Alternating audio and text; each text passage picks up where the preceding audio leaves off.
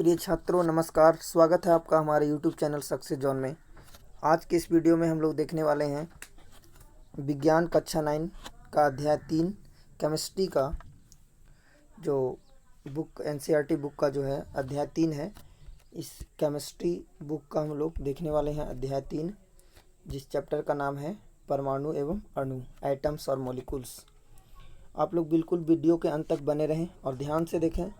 मैं क्वेश्चन के साथ साथ कुछ टॉपिक का भी यहाँ पे जिक्र करने वाला हूँ। आपको आशा है कि बहुत अच्छे से समझ में आएंगे। तो वीडियो को शुरू करने से पहले आपसे मेरा रिक्वेस्ट होगा कि जिन बच्चों ने अभी तक हमारे इस चैनल को सब्सक्राइब नहीं किया है, कृपया हमारे इस चैनल को सब्सक्राइब करें और बेल आइकन की घंटी को दबाना न भूलें, ताकि इस तरह के वीडियो का नोटिफिकेशन आप तक जाता रहे। चलते हैं, वीडियो को शुरू करते हैं। सबसे पहले चैप्टर का नाम से अवगत होते हैं। चैप्टर का नाम है परमाणु एवं अणु। परमाणु और अणु आप लोग समझ रहे होंगे, एटम्स और मॉलिक्यूल्स के बारे में आगे भी हम लोग जिक्र करेंगे। चलते हैं क्वेश्चन की ओर। क्वेश्चन है, जल के एक अणु में हाइड्रोजन एवं ऑक्सीजन का भार का अनुपात कितना होगा। इससे पहले सबसे पहले अणु और परमाणु के बारे में हम लोग चर्चा कर लेते हैं थोड़ा सा। ये अणु क्या है और परमाणु क्या है। जैसा कि हम लोग जानते हैं, एक अणु एटम्स और एक मॉलिक्यूल्स। सबसे पहले अगर हम लिखते हैं H और एक H2, तो इन दोनों में क्या डिफरेंस है देखते हैं। कि ये जो है इसको हम लोग हाइड्रोजन परमाणु बोलेंगे और इसको बोलेंगे हाइड्रोजन अणु, चूँकि परमाणुओं के मिलने से अणुओं का निर्माण होता है। परमाणुओं के मिलने से अणुओं का निर्माण होता है। तो हाइड्रोजन परमाणु हो गया ये, और अगर इसमें 2 लगा दें तो ये दो परमाणु मिलकर एक हाइड्रोजन अणु का निर्माण करते हैं। तो अणु और परमाणु के बारे में आप समझ गए होंगे।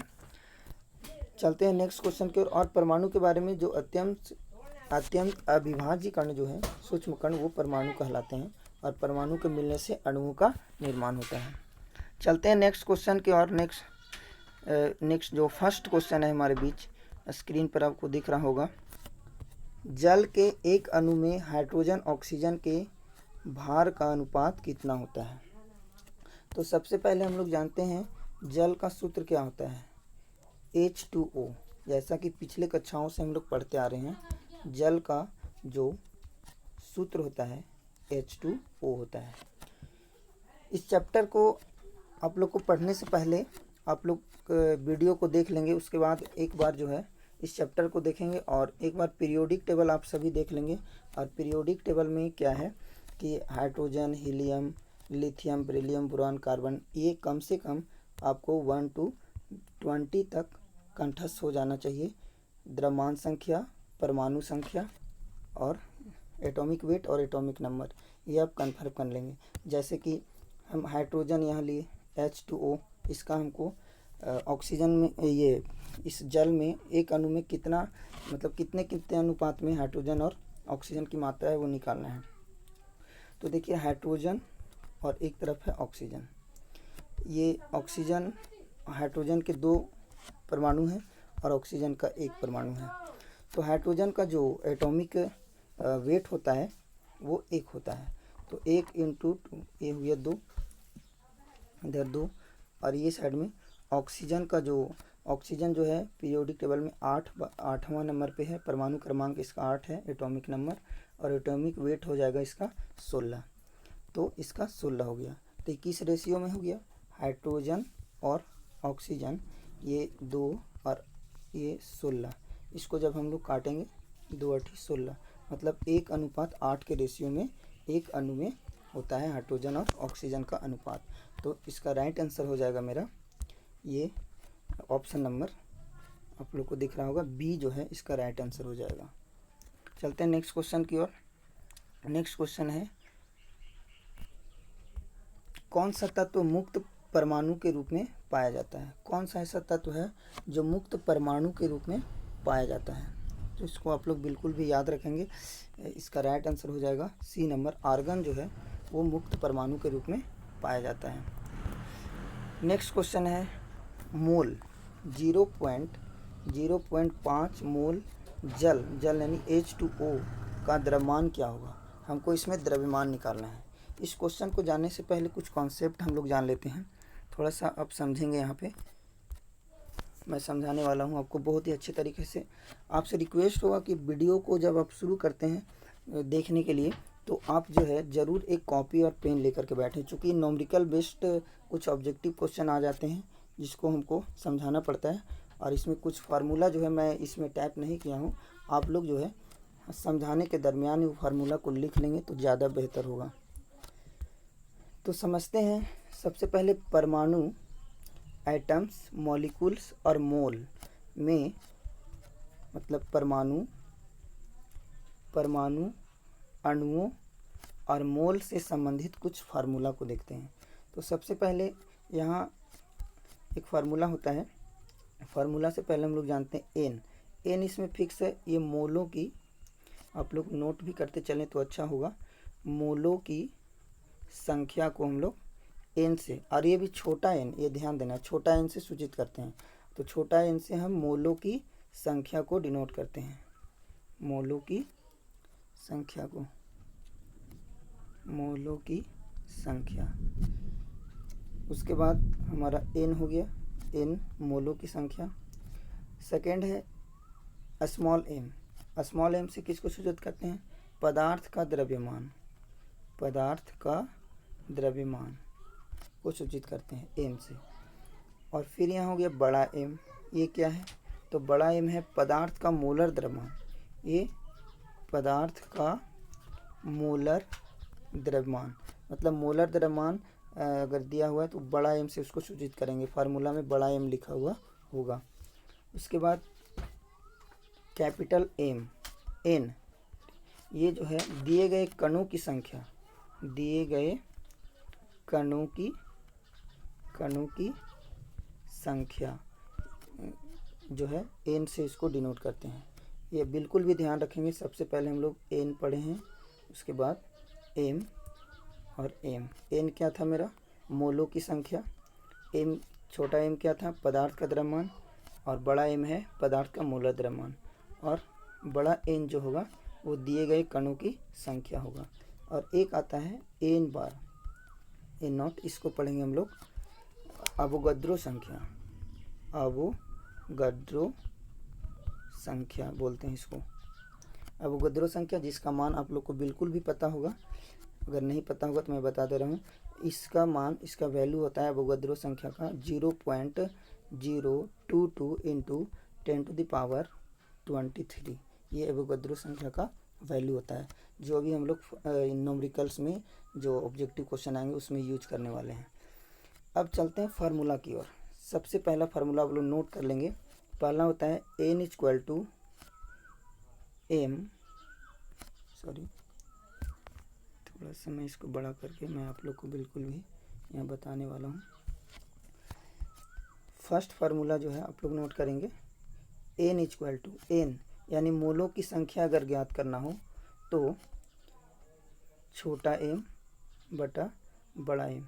अगर मोलर, अगर यहाँ पे आपका मोलर द्रव्यमान दिया हुआ है और अगर पदार्थ का द्रव्यमान दिया हुआ है एम और कणों की संख्या एन, मोलों की संख्या निकालना हो तो इस सूत्र का यूज करेंगे।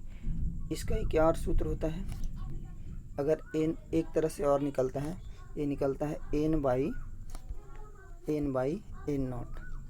अगर आपको एन दिया हुआ है यानी कणों की संख्या दिया हुआ है और कणों की संख्या से आपको निकालना है छोटा एन, स्मॉल एन, याद कीजिए, जिसको मोलों की संख्या निकालना है तो आप इस सूत्र का यूज करेंगे। जो क्वेश्चन में जैसा ही कंडीशन हो, अगर ये दोनों दिया हो तो ये फार्मूला से निकालेंगे, अगर ये दोनों दिया हो तो इससे। और इसका वैल्यू अभी हम बताएं, इसका वैल्यू क्या होता है? 6.022 इंटू 10⁻23। इसको पुट करेंगे तो पहला फार्मूला आपका क्लियर हो गया। नेक्स्ट फार्मूला है दूसरा नंबर, वो फार्मूला है एम, स्मॉल एम निकालने का। स्मॉल एम याद कीजिए, स्मॉल एम को क्या बोलते थे? पदार्थ का द्रव्यमान। अगर ये निकालना हो तो कैपिटल एम इंटू एन। एक तो ये, या तो एक फार्मूला और इसका होता है M equal to capital M into N by N by N naught. इस फार्मूला, ये दोनों फार्मूला का यूज करेंगे। अगर एम दिया हुआ है और एन दिया हुआ है, कहने का मतलब अगर पदार्थ का मोलर द्रव्यमान दिया हुआ है और मोलों की संख्या दिया हुआ है तो हम लोग इस फार्मूला का यूज करके पदार्थ का द्रव्यमान निकाल सकते हैं। और अगर ये इसमें से अगर कणों की संख्या एन मोलों की संख्या दिए गए कणों की संख्या प्राप्त है और ये इसका वैल्यू तो हम लोग जानते हैं 6.022 वाला, और ये एम प्राप्त है, बड़ा एम यानी मोलर द्रव्यमान, तो भी हम लोग एम फाइंड कर सकते हैं। तो इस सेकेंड फार्मूला आपका क्लियर हो गया होगा आई होप। नेक्स्ट जो अंतिम फार्मूला है थर्ड नंबर, वो है अगर हमको एन निकालना है, एन अर्थात एन दिए गए कणों की संख्या निकालना है, दिए गए कणों की संख्या। आप बिल्कुल भी मेरे वर्ड को ध्यान में दें, एन छोटा एन, बड़ा एन, स्मॉल एन, ये सब को बिल्कुल भी ध्यान में रखेंगे, आप नोट करते चलें। एन जो है दिए गए कणों की संख्या ज्ञात करना हो तो इसका सूत्र होता है small M into N naught, या एक फार्मूला और होता है इसका N equal to M by N into N naught. इसका यूज भी आप लोग कर सकते हैं। तो इस प्रकार से आपका ये 3 फार्मूला हुआ। यहाँ पर अब मैंने पहले बता दिया था कि एन क्या है, एम क्या है, ये सब चीज़ एक बार आप वीडियो को स्किप पीछे करके देख लेंगे फिर से इस फार्मूला को।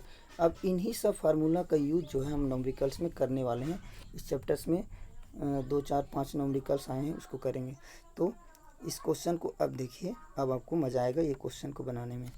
क्वेश्चन कर रहा है 3 नंबर कि 0.5 मोल, ये मोल जल यानी इतना H2 है, H2O, ये जल दिया हुआ है, तो इसका द्रव्यमान क्या होगा। द्रव्यमान अर्थात दिमाग में आना चाहिए हमको क्या निकालना है, इसमें एन निकालना है। स्मॉल का एन नहीं, हमको निकालना है एम, क्योंकि स्मॉल एम बराबर होता था पदार्थ का द्रव्यमान, तो हमको जल का द्रव्यमान निकालना। और दिया हुआ क्या है, तो इस क्वेश्चन में दिया है, क्या दिया हुआ है, सबसे पहले मोलर द्रव्यमान ऑफ H2O दिया हुआ है, मतलब एम दिया हुआ है। एम मेरा कितना दिया हुआ है,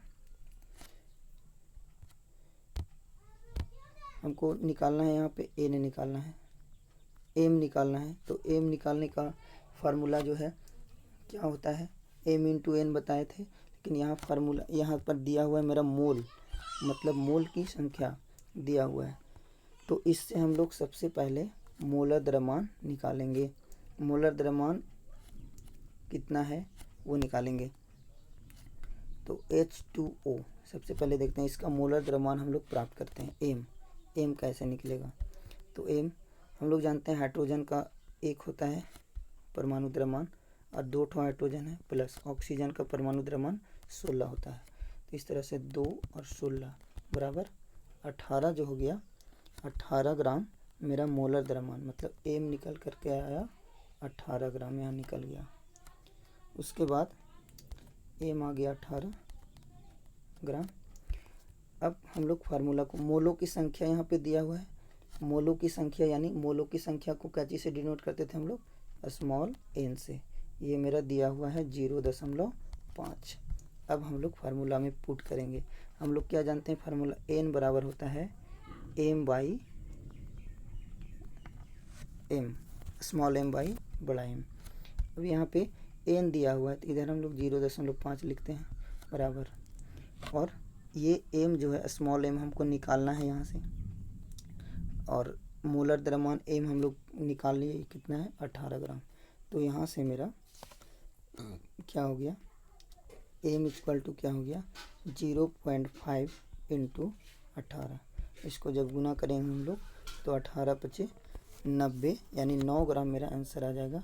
इसको फिर से आप लोग देख लें, एम इक्वल टू कितना हो जाएगा 18 गुना जब क्रॉस करते हैं तो 0.5, इसको गुना करेंगे तो 91 अंक के बाद पॉइंट, यानी 9 ग्राम हमारा राइट आंसर हो जाएगा इसका।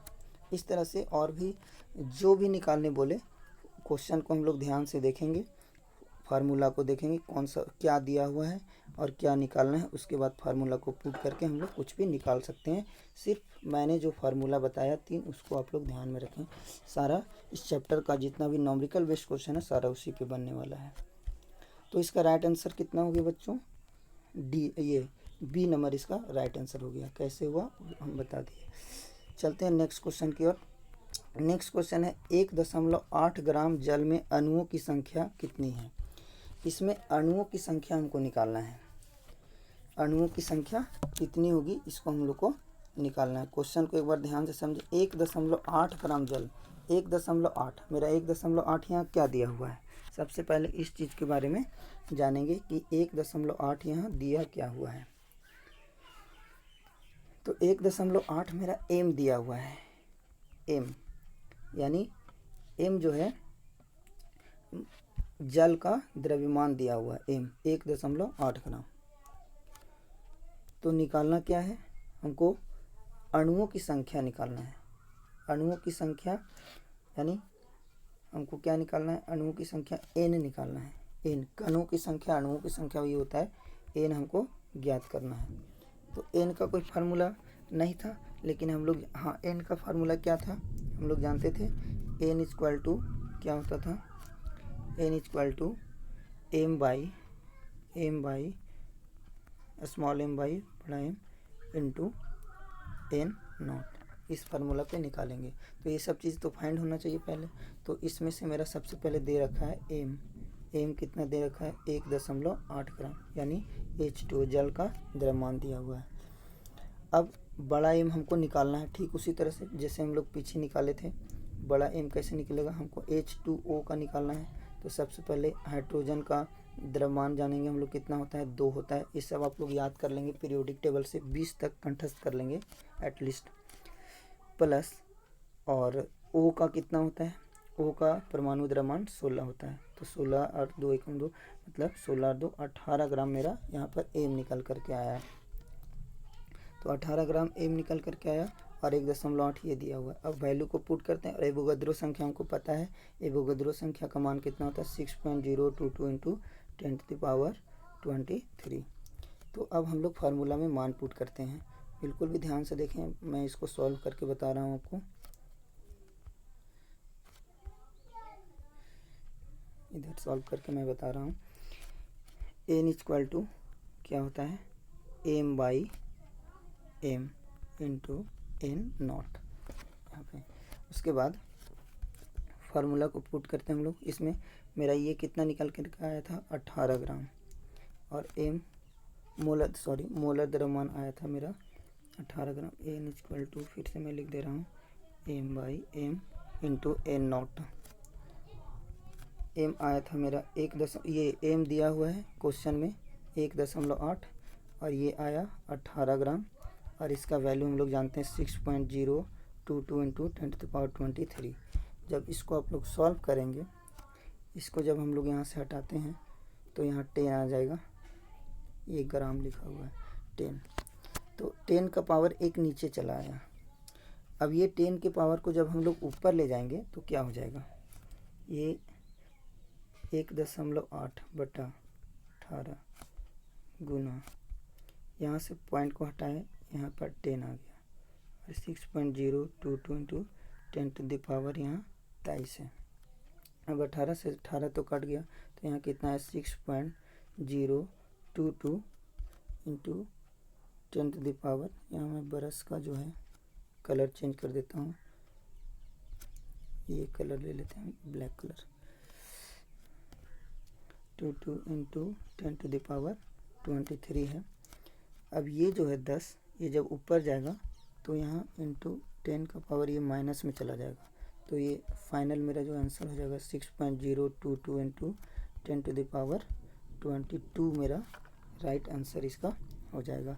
चूँकि पावर गुना में पावर जुटता है तो ये तो माइनस में है, तो 23 में से 1 गया तो मेरा 22 बचा। इस तरह से ये मेरा इतना कण जो है आंसर हो जाएंगे। मात्रक में इसका कण देंगे, इतने कण, और कणों की संख्या हमको निकालना था, एन फाइंड करना था, जो कि मेरा निकल गया। तो अब यहाँ ऑप्शन नंबर मेरा कितना हो जाएगा? इसका आंसर, इसका राइट आंसर हो जाएगा, आप लोग ऑप्शन में देख लें, ऑप्शन नंबर इसका ए जो है राइट आंसर हो जाएगा, ए नंबर। अर्थात जल के 1.8 ग्राम में कितने अणु होंगे जल के, तो 6.022 × 10⁻22 जो है मेरा राइट आंसर इसका हो जाएगा। चलते हैं नेक्स्ट क्वेश्चन की ओर। नेक्स्ट क्वेश्चन है एवोगाड्रो संख्या का मान क्या है। एवोगाड्रो संख्या का मान तो बिल्कुल भी आप लोग को याद रखना है, जो ए नॉट ये हम लोग पढ़ रहे थे यही एवोगाड्रो संख्या का मान है 6.022 × 10⁻23। इसको आप लोग को बिल्कुल याद रखना पड़ेगा, इसका ये आप लोग बिल्कुल याद कर लेंगे। एवोगाड्रो का संख्या का मान क्या होता है, एक बार मेरे साथ बोले 6.022 × 10⁻23 एवोगाड्रो संख्या का मान होता है। आप लोग इसको रिपीट कर लेंगे, बार बार याद कर लेंगे, याद हो जाएगा, तो इसका राइट आंसर ए हो जाएगा। चलते हैं नेक्स्ट क्वेश्चन की ओर।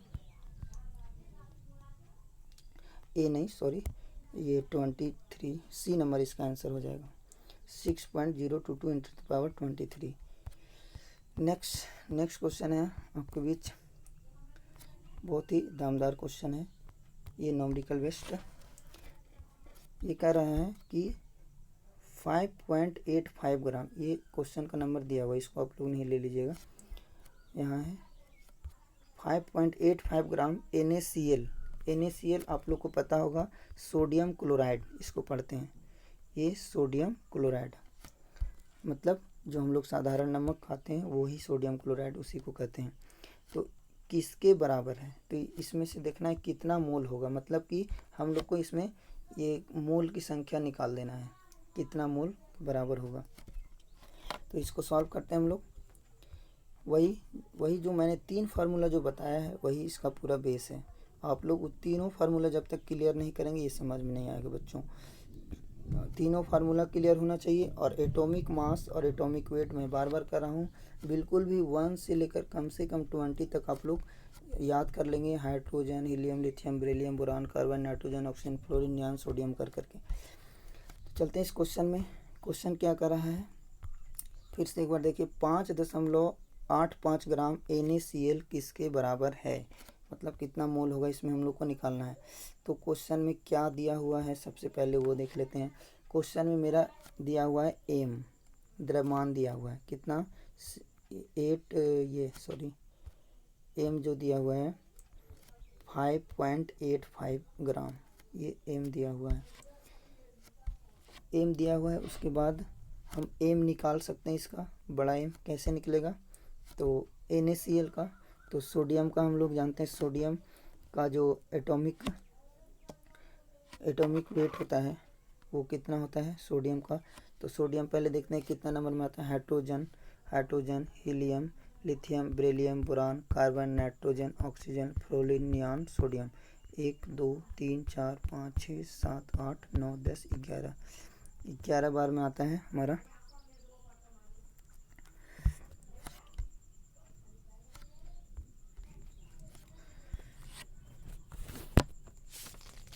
सोडियम का जो है, सोडियम 11 बार में आता है। पहले इसका मोलर द्रव्यमान हम लोग निकालेंगे, तो सोडियम का जो है, सोडियम का मोलर द्रव्यमान 23 हो गया, और प्लस क्लोरीन का जो होता है वो 17 होता है, 17 क्रमांक संख्या होता है क्लोरीन का, और इसका जो आपका मोलर द्रव्यमान जो होगा वो कितना हो जाएगा। आप लोग पीछे के क्वेश्चन से बिल्कुल सॉल्व कर लेंगे, बिल्कुल उसी टाइप से होगा ये। सोडियम का एटॉमिक वेट, एटॉमिक मास आप लोग कर लेंगे, और इस फार्मूला पे आप जब बैठाएंगे N = m/m पे, तो आपका राइट आंसर आएगा, इसमें जो है वो आ जाएगा,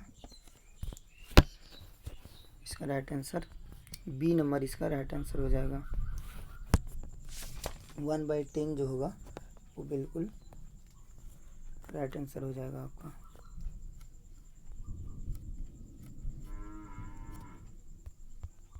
तो इसका राइट आंसर बी नंबर हो जाएगा, आप लोग निकाल लीजिएगा, उसी टाइप से निकलेगा।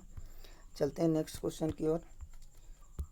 8 ग्राम CH4 में कितना, यहाँ पर में कितने मोल हैं, वो आपको निकालने होंगे।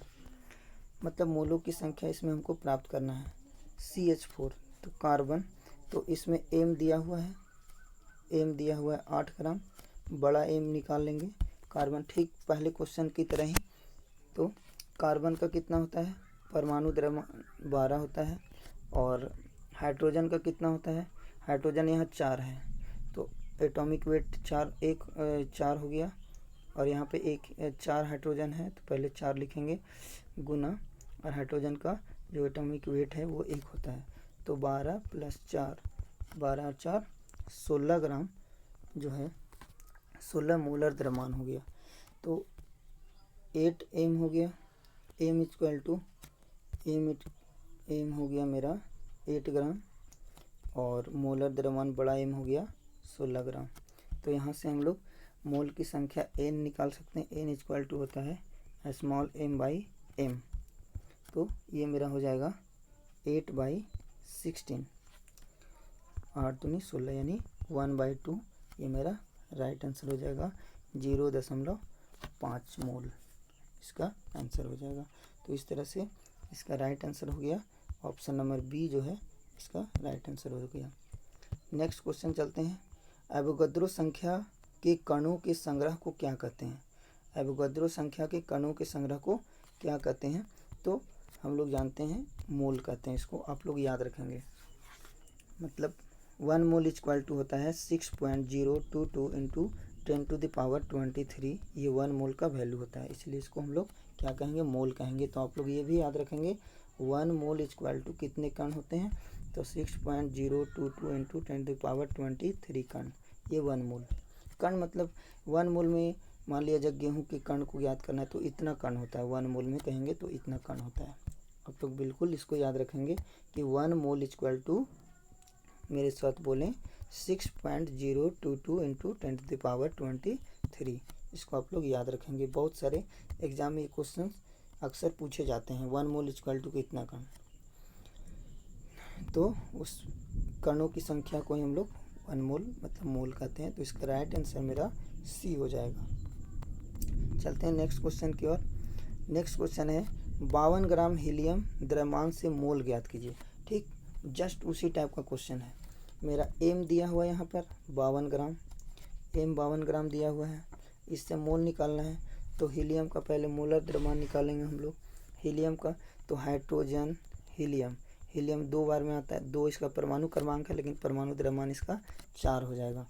तो 4 इसका मोलर द्रव्यमान हो गया। तो स्मॉल एम हो गया मेरा 52 ग्राम, और जो बड़ा एम हो गया मोलर द्रव्यमान वो हो गया 4 ग्राम।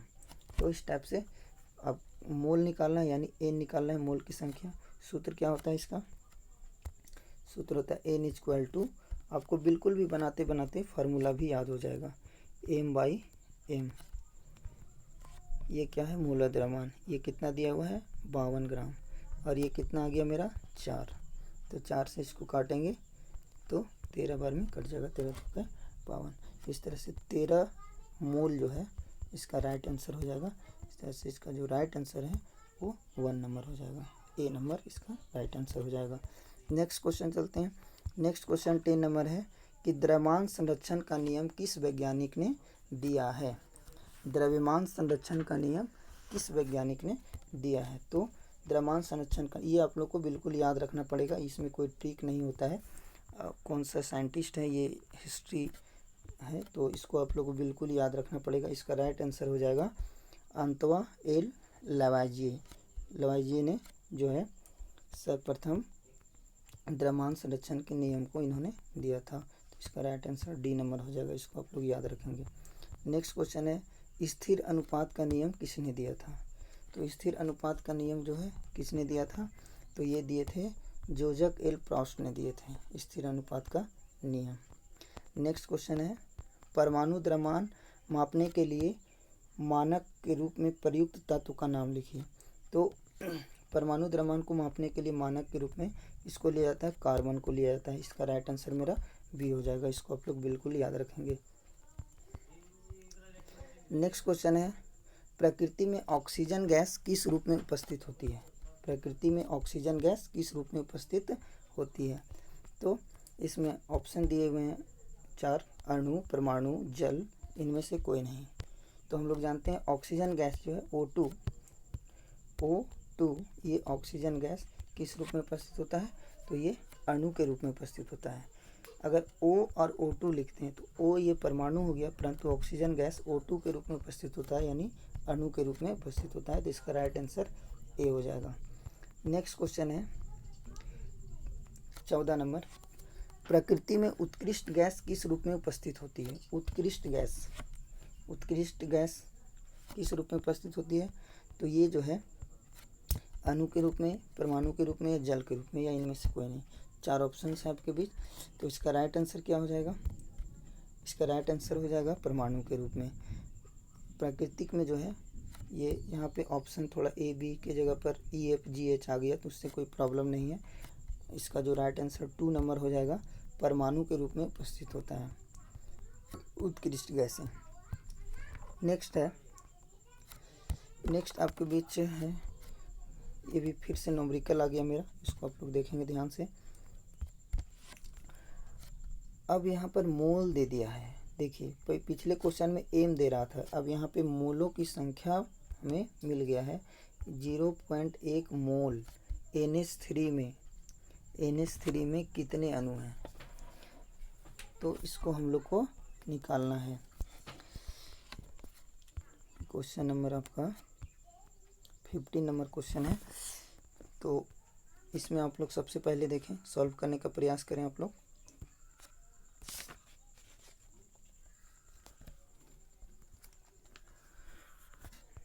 तो 0.1 मोल NH3 में कितने पर अणु हैं, इसको आप लोग सॉल्व करेंगे, बिल्कुल भी उसी टाइप से होगा ये भी सॉल्व। इसका राइट आंसर कितना हो जाएगा? ई नंबर इसका राइट आंसर हो जाएगा, मतलब ये फर्स्ट नंबर। ये कैसे होगा? तो हम लोग जानते हैं, इसमें हम लोग को दिया हुआ है मोल की संख्या दिया हुआ है, मतलब मोल की संख्या यानी क्या दे दिया है बताएं आप लोग। मोल की संख्या में क्या दिया हुआ है? मोलों की संख्या को क्या चीज़ से डिनोट करते हैं, थोड़ा दिमाग में लाइए, कुछ समय मैं आपको भी दे रहा हूँ। तो मोलों की संख्या को n से डिनोट करते हैं। ये मेरा दिया हुआ है, ये दे दिया है n, मतलब स्मॉल n मेरा यहाँ पर कितना दिया हुआ है? 0.1 स्मॉल n दिया हुआ है। उसके बाद हमको इसमें निकालना क्या है कि इसमें कितने अणु होते हैं, कितने कण हैं, वो हमको निकालना है, मतलब कणों की संख्या n, बड़ा n हमको निकालना है। तो एक सूत्र होता है n = small m by m, इसी पे आप लोग निकालेंगे इसको। तो m यहाँ कितना हो जाएगा? NH3 नाइट्रोजन का आप लोग इसको खुद से सॉल्व कीजिएगा। नाइट्रोजन का सबसे पहले एटॉमिक वेट कितना होता है वो आप लोग को जानना पड़ेगा। एटॉमिक वेट कितना है नाइट्रोजन का, और हाइड्रोजन का एटॉमिक वेट पता है 1 होता है, इसको 3 से गुना करेंगे तो यहाँ हमारा ये m निकल जाएगा इस तरह से, मोलर द्रव्यमान। और या नहीं तो ऑप्शंस के अनुसार हमको चलने होंगे, यहाँ हमको कणों की संख्या निकालना है। तो एक और जो फार्मूला यूज करते हैं हम लोग, उस फार्मूला को यहाँ पे यूज करेंगे, और वो फार्मूला क्या होता है? n × एवोगाद्रो संख्या। इससे भी हम लोग निकाल सकते हैं इसको n। तो इसका राइट आंसर हो जाएगा, आप लोग बिल्कुल इसको सॉल्व करने का प्रयास करेंगे। इसका जो राइट आंसर हो जाएगा वो 2 नंबर, इसका F नंबर, इसका E नंबर आपका राइट आंसर हो जाएगा। नेक्स्ट क्वेश्चन चलते हैं, मैग्नीशियम क्लोराइड का सूत्र क्या होगा? तो मैग्नीशियम क्लोराइड बहुत ही सिंपल है। मैग्नीशियम का क्या होता है? Mg, और जिसमें Cl लग गया वो क्लोराइड हो गया। NaCl, सोडियम क्लोराइड तो NaCl, जहाँ जिस तत्व में Cl लग गया वो उसका क्लोराइड बन जाता है। तो मैग्नीशियम क्लोराइड, मैग्नीशियम का क्या होता है? Mg, और क्लोरीन का Cl, तो ये हो गया मेरा मैग्नीशियम क्लोराइड। तो इसका राइट आंसर हो जाएगा J नंबर, सेकेंड नंबर इसका राइट आंसर हो जाएगा। नेक्स्ट चलते हैं, यहाँ मैग्नीशियम क्लोराइड, ये ऑप्शन में आंसर में थोड़ा मिस्टेक हो गया है, ये ए नहीं होगा, आप लोग ध्यान देंगे। मैग्नीशियम क्लोराइड का सूत्र ये J नंबर होगा, यहाँ आप लोग J कर लेंगे, सॉरी इसके लिए। ये MgCl इसका राइट आंसर हो जाएगा। नेक्स्ट चलते हैं, सोडियम नाइट्रेट का सूत्र क्या हो जाएगा? तो जहाँ पे आप लोग याद रखें, जहाँ पे NO3 लग गया उसका वो किसी भी तत्व और इधर नाइट्रेट, उसका नाइट्रेट हो जाता है। NO3 को नाइट्रेट ही पढ़ते हैं हम लोग। तो इसका राइट आंसर हो जाएगा M नंबर। अगला क्वेश्चन है, जल के आणविक द्रव्यमान का परिकलन कीजिए। जल का आणविक द्रव्यमान, तो सबसे पहले हम लोग जानते हैं कि जल का सूत्र होता क्या है, उससे हम लोग आणविक द्रव्यमान इसका निकाल सकते हैं। आणविक द्रव्यमान कैसे निकालेंगे, तो जल का सबसे पहले सूत्र होता है H2O, और हमको पता है हाइड्रोजन का एटॉमिक वेट और ऑक्सीजन का एटॉमिक वेट, मैंने पिछले क्वेश्चन में भी जिक्र किया। तो इसका हाइड्रोजन का एटॉमिक वेट कितना होता है पता है आप लोग, तो हाइड्रोजन का जो होता है एटॉमिक वेट वो होता है 1 होता है, ऑक्सीजन का 16 होता है एटॉमिक वेट। तो इसका हमको आणविक द्रव्यमान निकालना है। तो आणविक द्रव्यमान वही होता है, पहले निकालेंगे हाइड्रोजन का परमाणु द्रव्यमान, तो ये कितना है 1 यूनिट। उसके बाद ऑक्सीजन का परमाणु द्रव्यमान कितना होता है 16 यूनिट, ऑक्सीजन का परमाणु द्रव्यमान ये होता है 16 यूनिट। अब यहाँ देखते हैं जल का निकालना है ना, तो जल का यानी H2O लिखते हैं, H2O का आणविक द्रव्यमान, तो ये हो जाएगा हाइड्रोजन का परमाणु द्रव्यमान यानी 1 प्लस, और हाइड्रोजन है मेरा यहाँ कितना, हाइड्रोजन मेरा यहाँ 2 है, H2O का आणविक द्रव्यमान,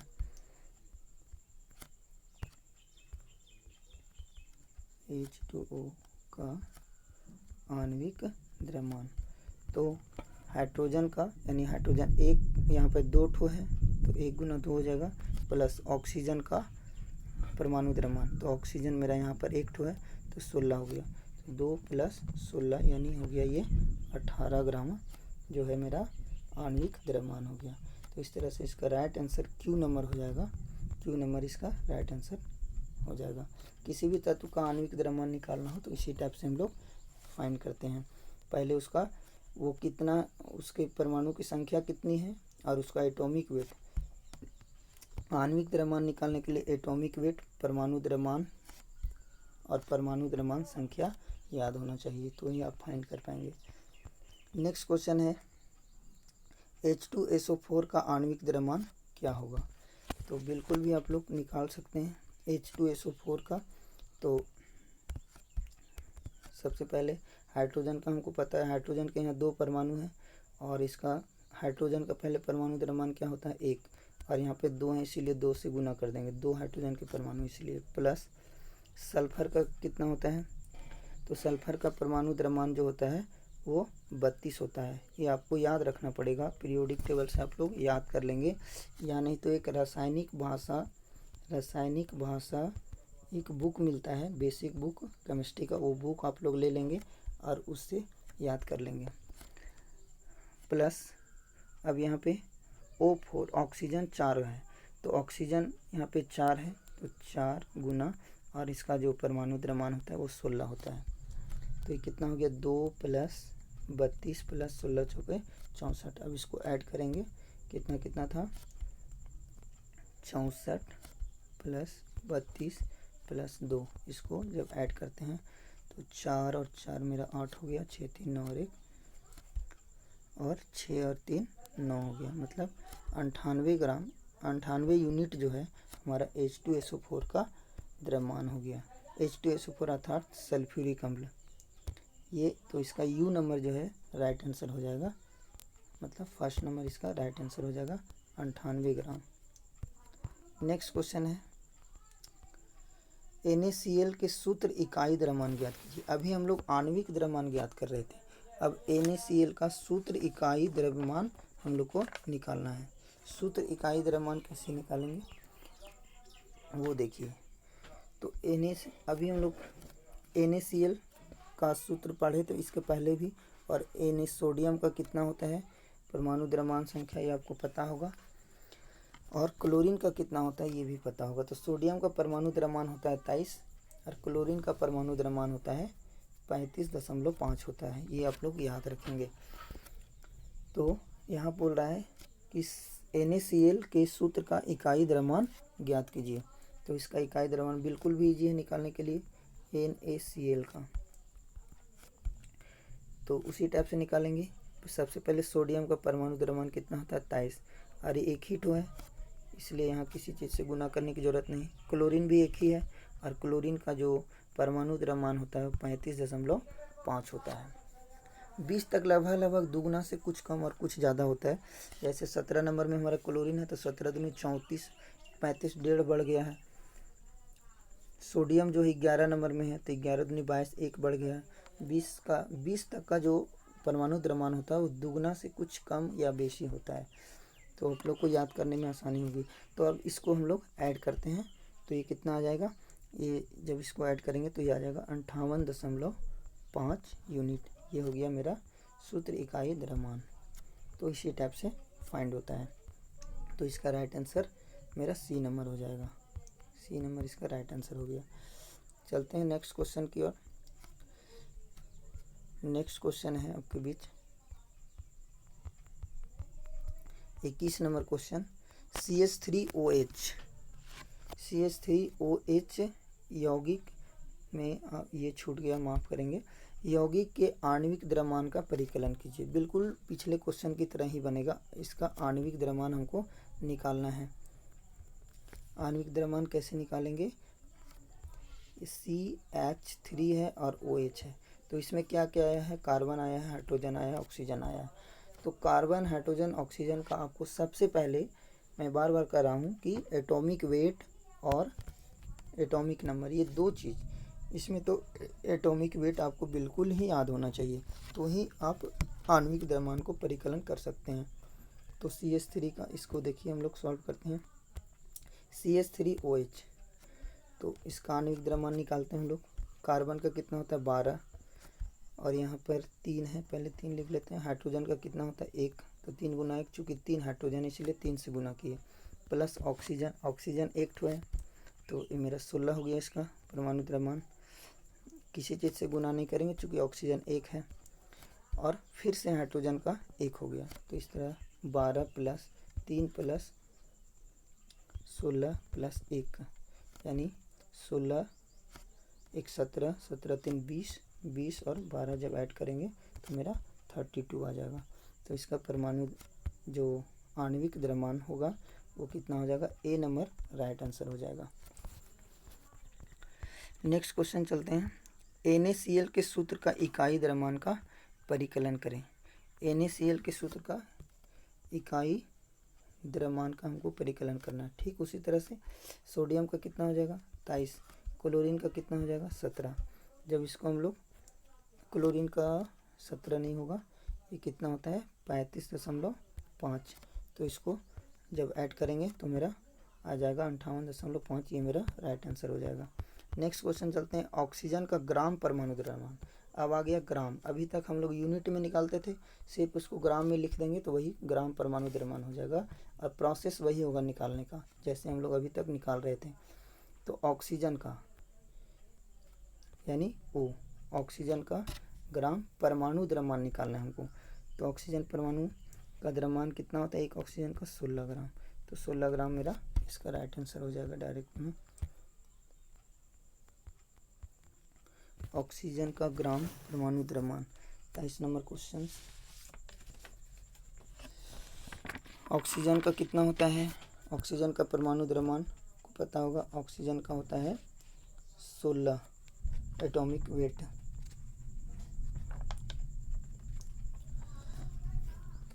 तो इसका 32 राइट आंसर हो जाएगा। राइट आंसर इसका कौन सा हो जाएगा हमारा, ऑक्सीजन का, इसमें माफ़ करेंगे, इसमें से इसका ऑप्शन नंबर डी हो जाएगा, क्योंकि इसमें कोई मैच नहीं कर रहा है, ये गलती से जो है ए लिखा गया है।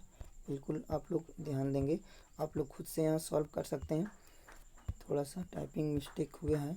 ऑक्सीजन का ग्राम परमाणु द्रव्यमान क्या होगा, तो ये जो होगा वो ऑक्सीजन का हम लोग जानते हैं, ऑक्सीजन जो है ग्राम परमाणु द्रव्यमान अगर निकालेंगे तो ये 16, यूनिट ही होगा, चूँकि परमाणु तो ऑक्सीजन परमाणु का निकालना है, तो ये ऑक्सीजन परमाणु 1 है। अणु नहीं बोल रहा है, ध्यान देना है। अगर आणविक द्रव्यमान बोल देता तो O2 का निकालना पड़ता, लेकिन यहाँ परमाणु ग्राम परमाणु द्रव्यमान बोल रहा है। तो हम लोग जानते हैं ऑक्सीजन का 16 होता है, 16 यूनिट, तो यूनिट को ही सिर्फ ग्राम में लिख देंगे, वही मेरा राइट आंसर हो जाएगा। हाँ, ऑप्शन यहाँ पे दिया हुआ है, बी नंबर इसका राइट ऑप्शन होगा। यहाँ गलती से मेरा ए लिखा गया है, तो ये आप लोग इस पे इग्नोर करेंगे, इसका राइट आंसर हो जाएगा मेरा बी नंबर। चलते हैं नेक्स्ट है ऑक्सीजन का। देखिए बिल्कुल समझिएगा यहाँ ध्यान से। यहाँ बोल रहा है ऑक्सीजन का आणविक, उस क्वेश्चन में क्या बोल रहा था, परमाणु, इसीलिए ओ लिए थे, लेकिन इस क्वेश्चन में क्या बोल रहा है मेरा, आणविक। बिल्कुल आप लोग ध्यान देंगे, आणविक द्रव्यमान क्या होगा वो निकालना है। तो आणविक मतलब हमको अणु का निकालना होगा, ऑक्सीजन यानी O2। हम लोग पहले सेकंड लास्ट क्वेश्चंस में और या तीसरा क्वेश्चन में देखे थे कि ऑक्सीजन किस रूप में होता है वातावरण में, मतलब परमाणु या अणु, तो ऑक्सीजन O2 अणु के रूप में उपस्थित होता है। तो ऑक्सीजन का आणविक द्रव्यमान निकालना है यानी O2 का। तो यहाँ पे 2 ठो है, तो 2 गुना और ऑक्सीजन का जो होता है वो 16, तो 32 ग्राम इसका राइट आंसर हो जाएगा। तो इसमें भी थोड़ा मिसमैच हुआ है, इसमें आप लोग ध्यान देंगे। इसका जो है 32 राइट आंसर हो जाएगा, 32 ग्राम। ए इसका बिल्कुल भी नहीं होगा, इसका ऑप्शन नंबर डी होगा, इनमें से कोई नहीं। आप लोग बिल्कुल ध्यान देंगे इसमें। चलते हैं नेक्स्ट क्वेश्चन की ओर। नेक्स्ट है 25 नंबर क्वेश्चन, अंतिम क्वेश्चन। 32 ग्राम सल्फर के परमाणु की संख्या क्या होगी। तो 32 ग्राम सल्फर के परमाणु की संख्या क्या होगी, तो इसका राइट आंसर हो जाएगा, इसका राइट आंसर आपके बीच बी नंबर इसका राइट आंसर हो जाएगा। 32 ग्राम सल्फर के परमाणुओं की संख्या जो होगी वो कितना होगी, वो इसका राइट आंसर आपका ये बी नंबर हो जाएगा। 6.022 × 10⁻⁻22 इसका राइट आंसर हो जाएगा।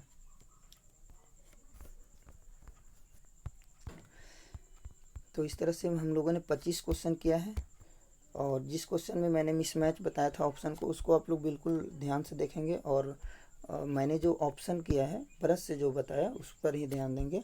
टाइपिंग्स में मिसमैच हुआ है थोड़ा सा, उसके लिए मैं क्षमा चाहूँगा। तो इस तरह से हम लोगों ने 25 क्वेश्चंस इस ये 3 नंबर चैप्टर का किया है। तो कल मैं आज इस वीडियो को डाल दूँगा, और कल मैं 4 नंबर जो चैप्टर है केमिस्ट्री का डालूँगा। तो इस तरह से मेरा केमिस्ट्री क्लियर हो जाएगा, फिर मैं फिजिक्स या बायोलॉजी का डालूँगा। इसमें अंतिम में मैंने क्वेश्चन जो है आप लोग के लिए छोड़ा है, विश्व योगा दिवस कब मनाया जाता है। इसको आप लोग कमेंट बॉक्स में हमको लिख करके बताएंगे, ये विश्व योगा दिवस कब मनाया जाता है। ये हमें लगता है बिल्कुल सारे लोगों को पता होगा, हमारे नरेंद्र मोदी के द्वारा शुरुआत किया गया था ये विश्व योगा दिवस, जो आने वाला भी है। और आप लोग कमेंट बॉक्स में लिख करके बताएंगे विश्व योगा दिवस कब मनाया जाता है। तो इस तरह से मैंने 25 क्वेश्चंस क्लियर किया। आज ये तीसरे अध्याय का इसी तरह का वीडियो मैं डालता रहूँगा। आपसे मेरा रिक्वेस्ट है कि आप हमारे इस चैनल को सब्सक्राइब करें, लाइक करें और शेयर करें, और बेल आइकन को दबाएं ताकि इस तरह के वीडियो का नोटिफिकेशन आप तक पहुंचता रहे। तो मिलते हैं अगले वीडियो में। थैंक यू फॉर वॉचिंग, धन्यवाद।